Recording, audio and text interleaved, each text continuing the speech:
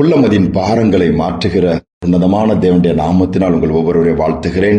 இதனால் நம்முடைய ஆவிக்குரிய சிந்தனைக்காக 1 சாமுவேல் 1ஆம் அதிகாரம் 6ஆம் வசனத்தை நான் வாசிக்கிறேன்.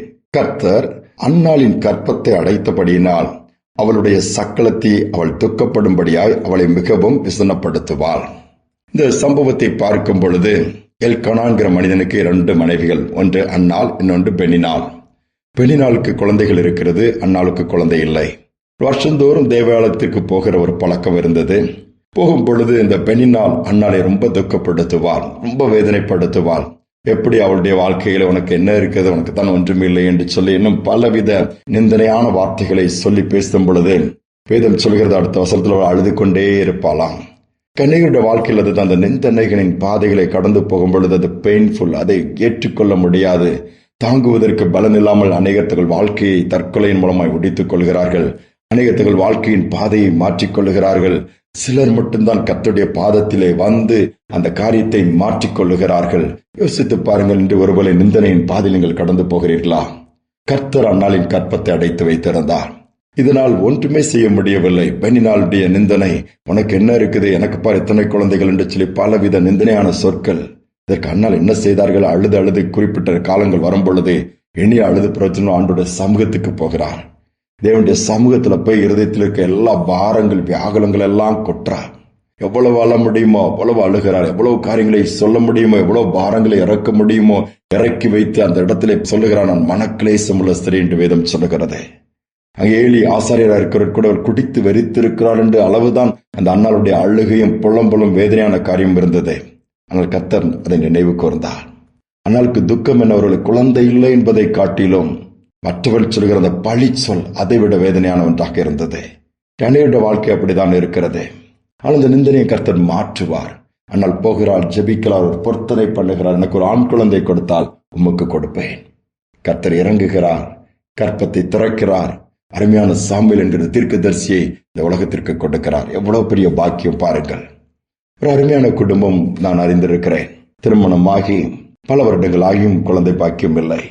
பலவித கஷ்டங்கள் நெருக்கங்களிலும் ஏதோ ஒவ்வொரு நாளும் அவர்கள் கடந்து போனார்கள். அவள் கடந்து போகும் பொழுது ஆண்டவரும் கூட இருந்து வழி நடத்தினார். எல்லா விதத்திலும் ஆசீர்வாதங்கள் வந்து விட்டுதான் அவர் குழந்தை பாக்கியம் இல்லை என்று சொல்லி அவர்களுக்கு கவலை.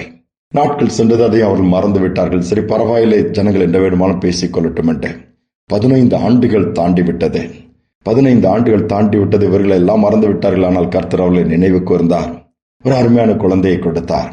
கொடுத்து ஆண்டவர் ஆசீர்வதிக்க ஆரம்பித்தார். அவர்கள் சாட்சி சொன்ன ஒரு வார்த்தை, எங்கள் குழந்தை இல்லை என்கிற துக்கத்தை காட்டிலும் மற்றவர்கள் பேசுகிற பழிச்சொல், மற்றவர்கள் பேசுகிற நிந்தனையான வார்த்தைகள் தான் எங்களை அதிகமாய் உடைத்தது. அதைதான் எங்கள் தாங்கிக் கொள்ள முடியாமல் நாங்கள் அழுதோம். எத்தனையோ நாட்கள் துக்கித்தோம், உபவாசித்தோம், புலம்பினோம். தூக்கமில்லாத இரவுகள் எங்களுக்கு உண்டு. எந்த இடத்திற்கு போவதற்கு நாங்கள் பிரியப்படுவதில்லை. எல்லா மனிதருடைய முகத்திலே படுவதை நாங்கள் தவிர்த்தோம், மறைந்தே வாழ விரும்பினோம். ஆனால் கர்த்தர் எங்களை அந்த சூழ்நிலையில் தேற்றினார், ஆற்றினார், பாதை மாறாதபடி காத்துக்கொண்டார், அவரை சார்ந்து கொள்ள உதவி செய்தார். ஏனென்றால் நன்மையான இந்த ஈவை அவரிடமிருந்து தானே பெற்றுக்கொள்ள முடியும். நாங்கள் காத்திருந்தோம், எங்களை வெட்கப்படவில்லை. எந்த ஜனங்கள் மத்தியில் நிந்தனையோடு வேதனையோடு இருந்தோமோ அந்த ஜனங்கள் மத்தியில் எங்களை இன்னைக்கு நிமிர்ந்து நடக்க பண்ணியிருக்கிறார் என்று சொன்னார்கள்.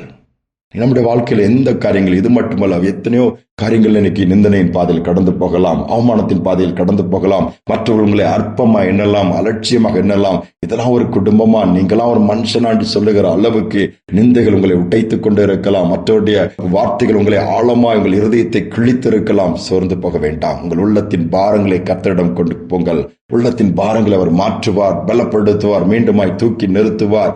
எந்த இடத்திலே தலை குனிய நேரிட்டதோ, எந்த இடத்திலே கண்ணீர் விட நேர்ந்ததோ, எந்த இடத்திலே துக்கத்தோடு புறப்பட்டு வர நேர்ந்ததோ அதே இடங்களிலே உங்கள் கொம்பை உயர பண்ணி உங்கள் தலையை நிமிர பண்ணுவார். அதுதான் கர்த்தர், அவரால் முடியும். ஜெபிப்போம். எங்கள் அன்பின் தகப்பனே, இந்த புதிய நாளை தந்ததற்காக நன்றியோடு துதிக்கிறோம், ஸ்தோத்திரிக்கிறோம். நிந்தனையின் பாதையிலே போகிறது கடுமையான வேதனையான ஒரு பாதை அப்பா.